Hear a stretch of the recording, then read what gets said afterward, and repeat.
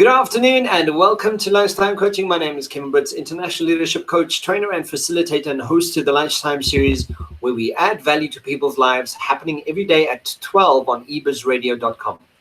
Today we are chatting to a business mentor, mindset trainer and strategy coach who can help you turn your business around and become a business or income generator. Please welcome Olivier. Carion. It's French, right, Olivier? Yeah, it's French in the sense that I'm from Belgium originally, from the French-speaking side of the country. Indeed, and Okay. thank you for having me, Kevin. Thank you for joining us. Thank you. So to kick it off, Olivier, don't you want to tell us who you are and more background about you? Yes, thank you. I live in the UK, just north of London, with my wife Susan, who's from Australia. We've been here 20 years now. This is the longest we've lived in any country, including our home country. Wow. Before that, we were in the French Alps, working a lot in Geneva and Lyon. And before that, I used to travel to Africa quite a lot, Kevin. And every year I would travel about 4 times to the Congo, the Cameroon, Benin, Togo, Burkina Faso, and Rwanda, and doing work there, different projects as a mentor, as a consultant. Oh, and wow. So it's really your background. You've been in this position for a number of years already? Yes, I've been a consultant and a mentor and trainer for 30 plus years. Don't ask me to go further than that. Won't do it. So to just preface today, Olivier, so tell us what are we going to be chatting about today? It's an interesting topic and I think it's such an important one. But I'd like you to preface that for us. Yes, thank you. I have the immense privilege of working with quite a number of business owners and men and women who are keen to grow their business in spite of the challenges of the day. 2020 has been such an incredible year.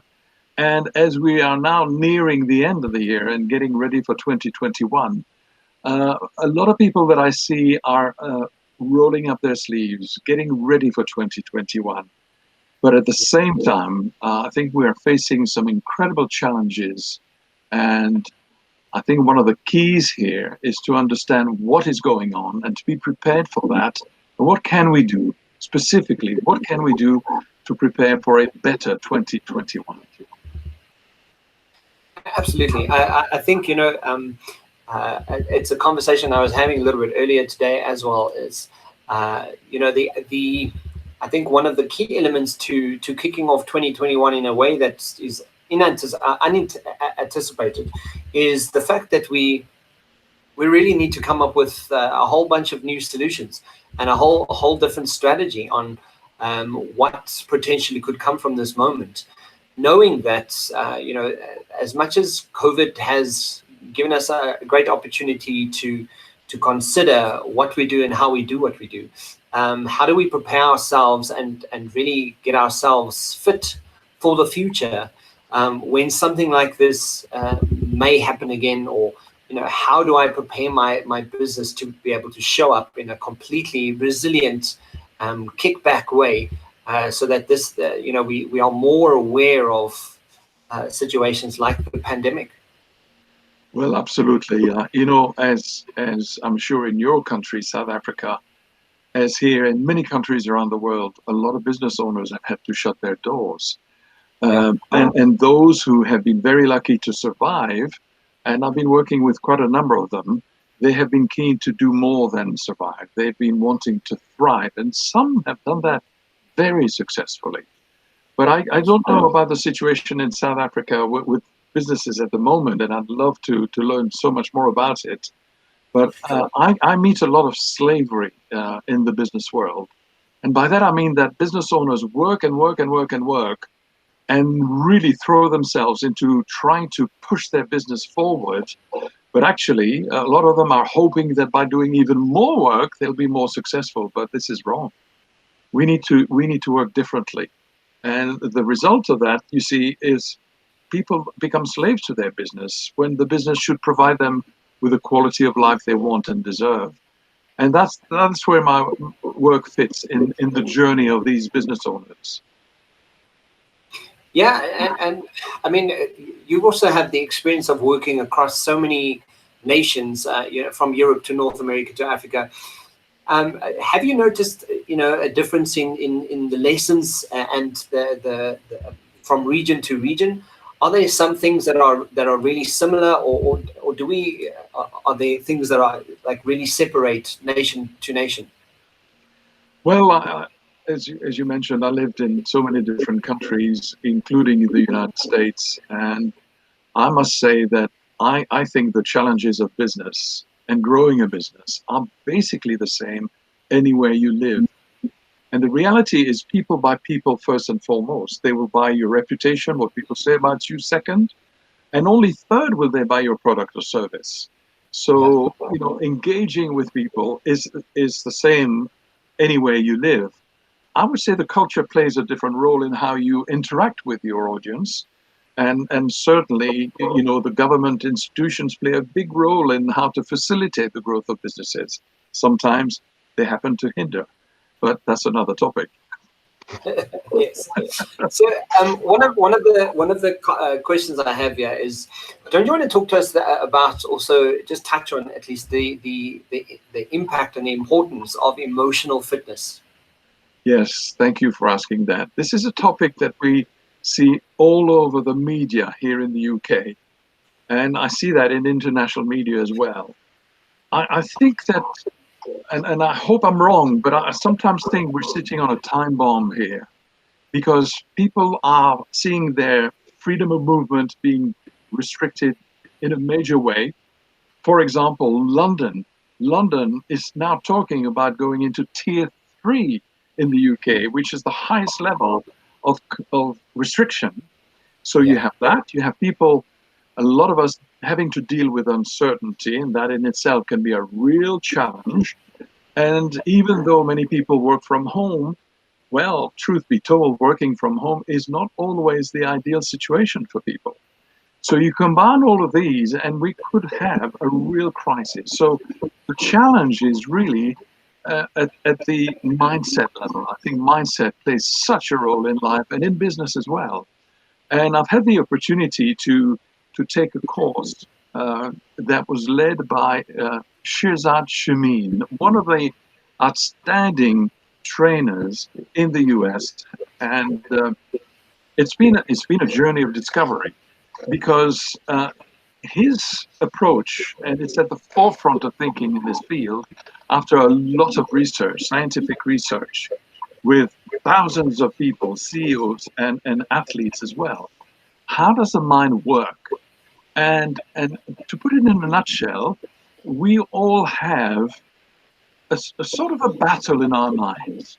We have ingrained in us a number of what he calls saboteurs, negative feeling. And it's interesting.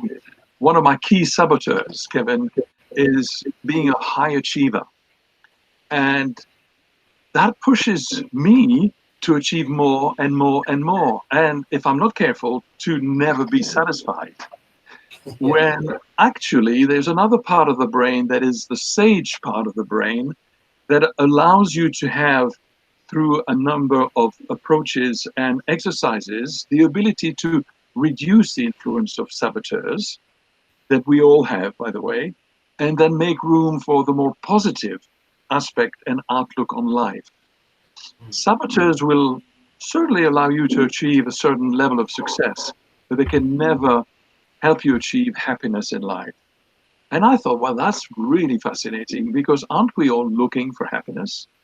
And that was the first 6-week course that I took. And that was a real eye opener.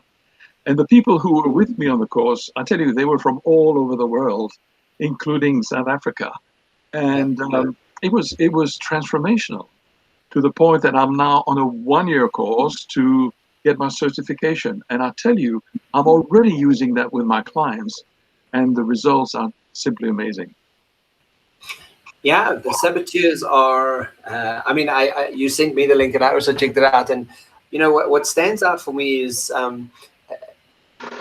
when we have more awareness around what may start showing up in my environment, I very quickly start realizing, oh wow, yeah, I recognize that this is part of my saboteur behavior, and if I'm not careful, Yes. and if I don't pay attention to it more actively, I definitely will debilitate my forward behavior, my forward motion, my everyday get Yes. up and go kind of feeling, based on the fact that we have these saboteurs that we're not always aware of, right?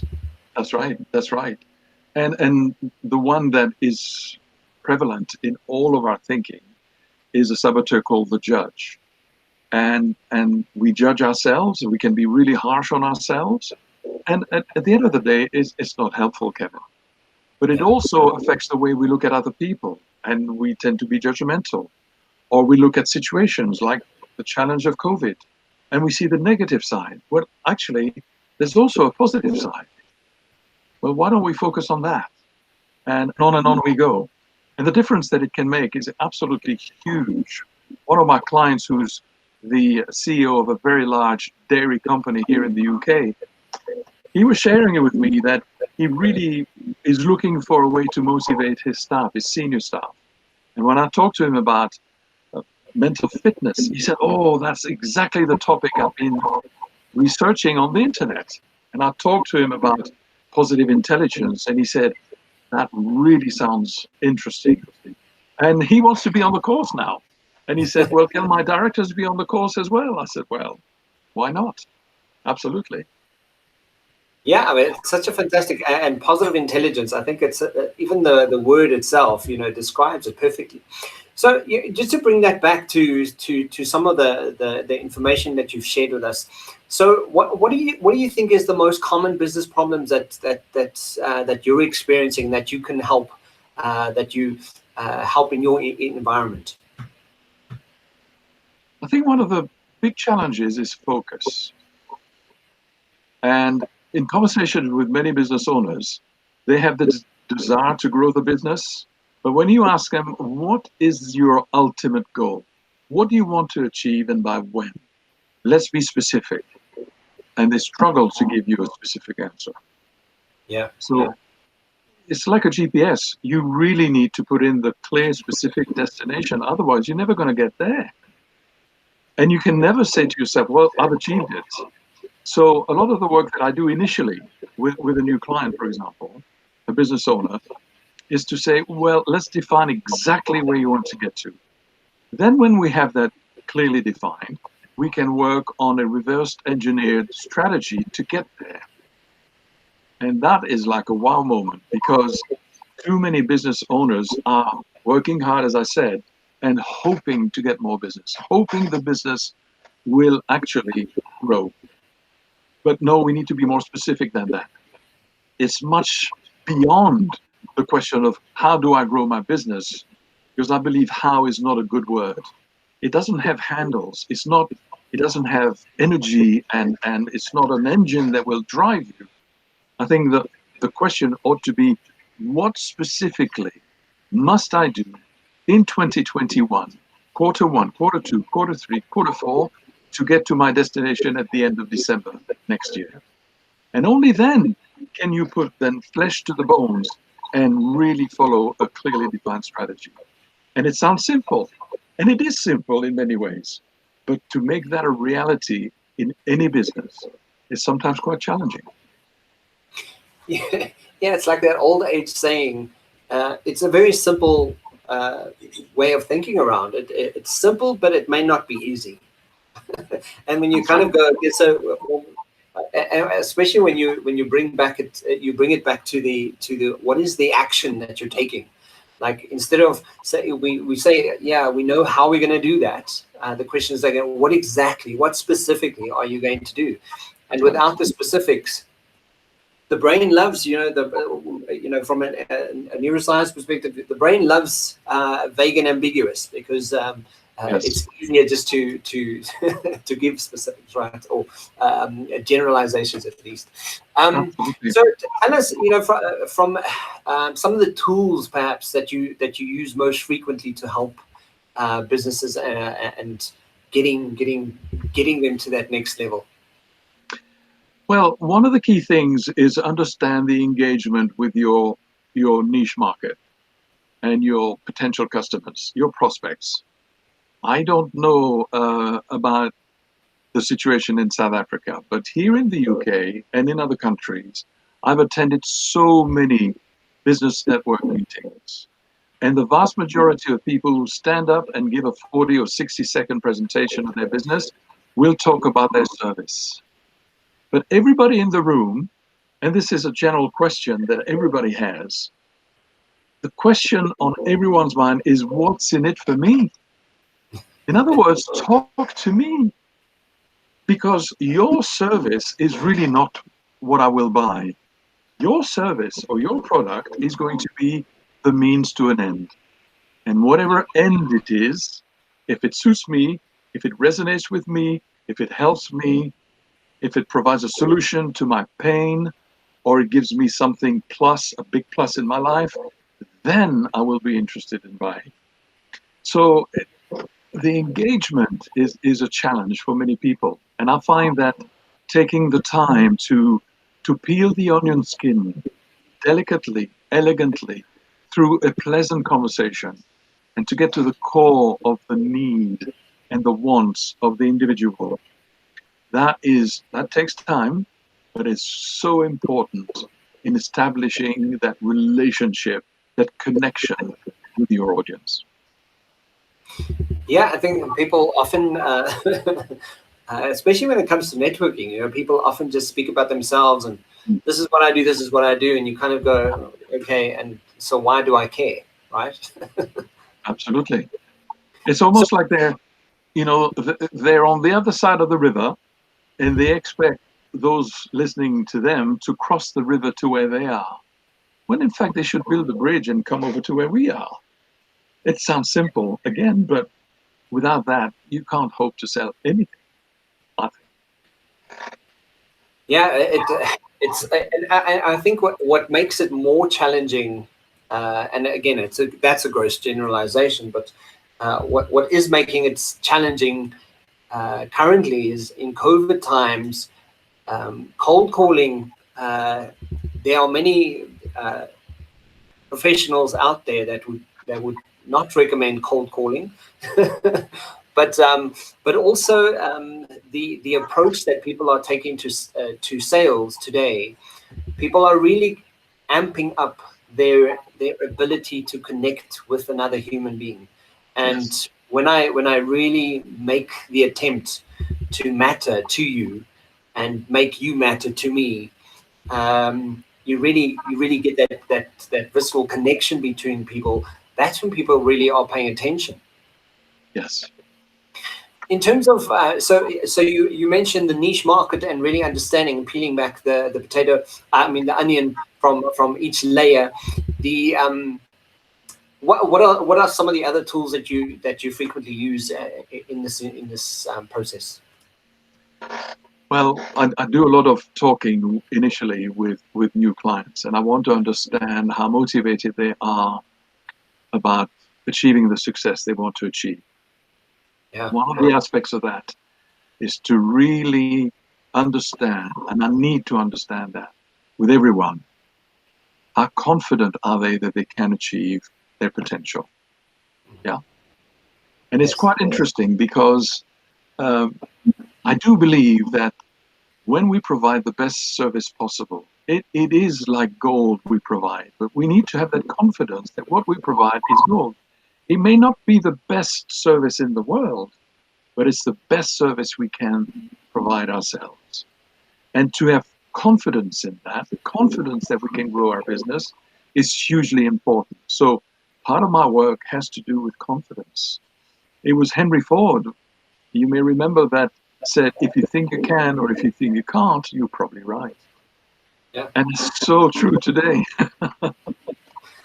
Yeah, I love that you say that. I started my career or my business really teaching people how to use their voices more effectively, and got to a very large call center environment where I was also teaching sales, And without telling the director what I was going to, the specifics of the training, I added in how to cultivate confidence, as an individual from a brain perspective. And I tell you, the outcome and the trajectory of what I saw in people understanding that confidence was an internal reference point, and giving them tools on how to practically do that. The feedback that comes out of a sales team once you start once they know they have a tool to cultivate confidence is profound. I'm so glad that you mentioned that. So, but that leads me into one of the where we started off with the emotional fitness. So why then? And I think people really need to start. Maybe start having that conversation more specifically on why emotional fitness is so important today. I think that's such an important question, Kevin, and thank you so much for asking that. I found myself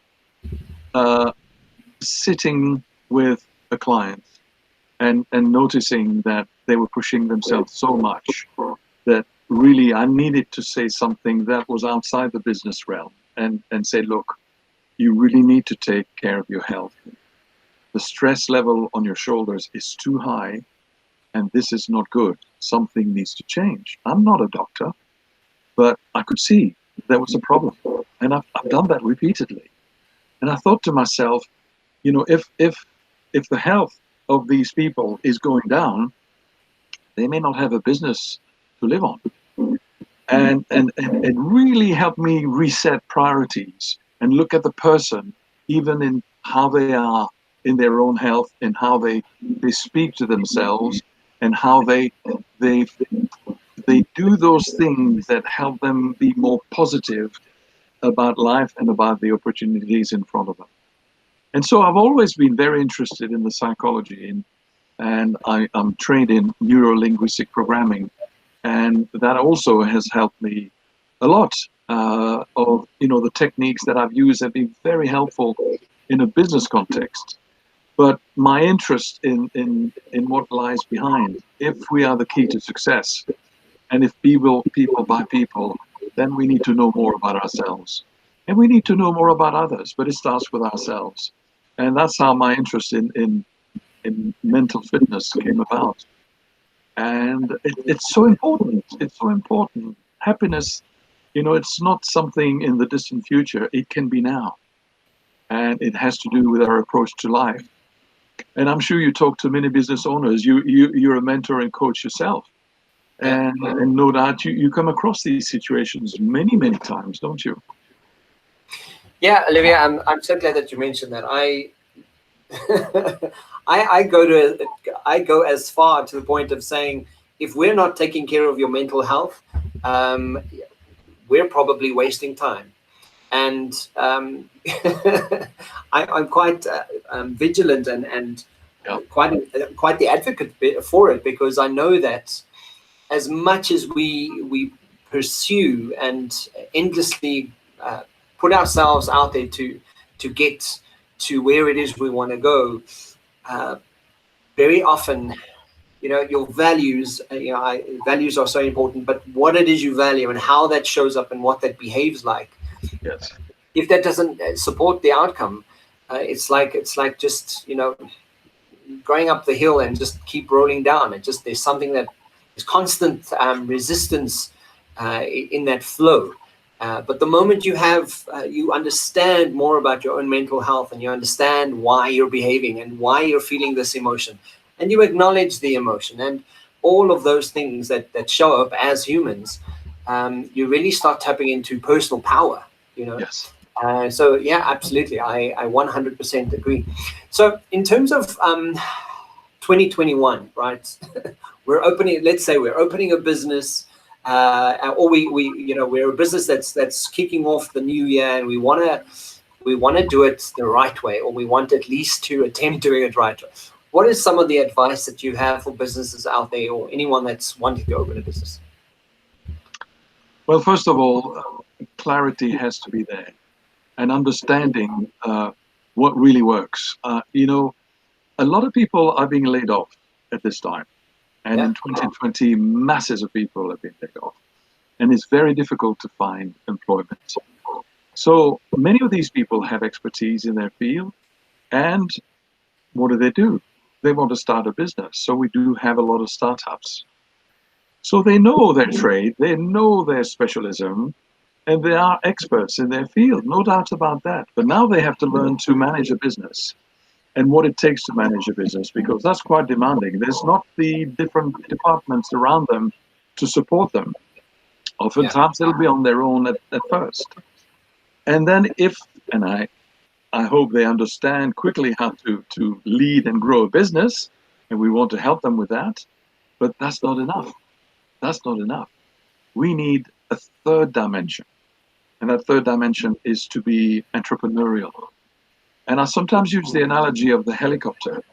What I do a lot with my clients, I say, stop working, let's get in the helicopter and have a high view of your business to understand what is going on. Why are you doing what you're doing?